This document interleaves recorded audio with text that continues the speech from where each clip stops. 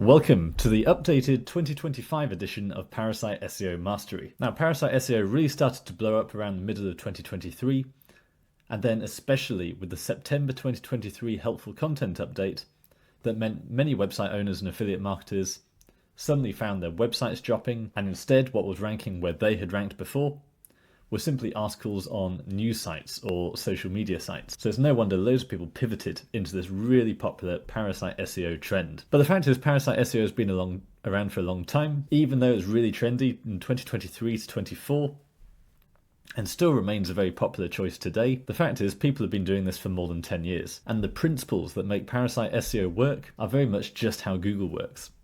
And personally, I tend to step away from this idea of just buying a post on a news site and then hoping it ranks, and thinking much more in terms of crafting and shaping Google results. So if you're a brand, then of course you want your website, your e-com store at the top spot. But if you've got a really good keyword that's working for you, why wouldn't you try and claim more of those spots? Maybe you'll find that you or your client are spending lots of money on paid ads, and the first thing that people search for after seeing that ad is your brand reviews. And therefore, if you do have review sites, you want to try and get those good reviews higher up on Google. And ultimately, it all comes down to authority. The old idea of PageRank is still very much around today. Google ranks websites based on how many backlinks they get.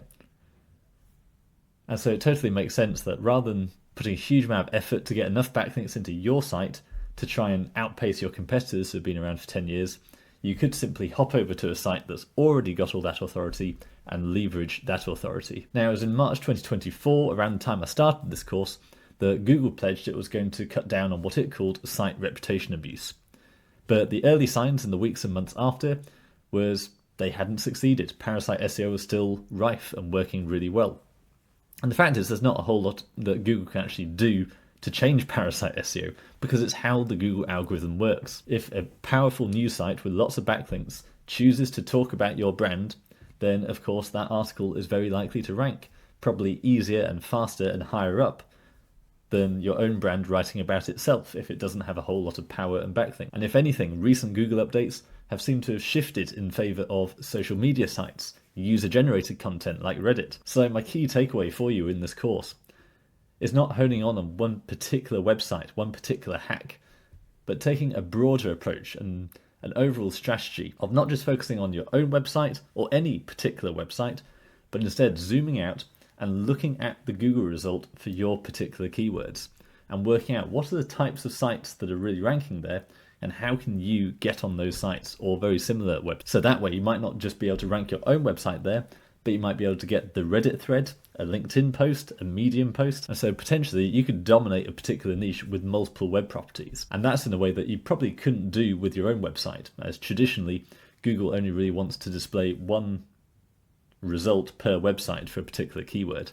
So your own website is unlikely to come up more than once. So thank you for buying the course. You have unlocked lifetime access. So as new techniques continue to evolve, I'll be keeping this course updated. Like I say, this is the 2025 edition, and there's going to be plenty more coming in 2025.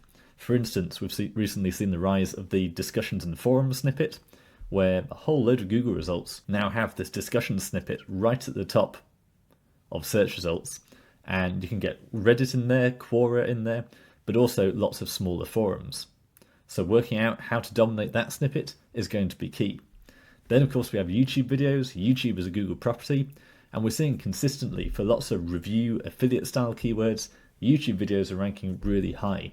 So how can you reliably get your videos there every time? That's also underway and going to be added to this course soon. But in the meantime, even if we just take the basics that I've already covered in this course, if we just have a look at medium.com and just put in the filter where the keyword contains best or review, and we come down here, and we can see Parasite SEO is alive and well.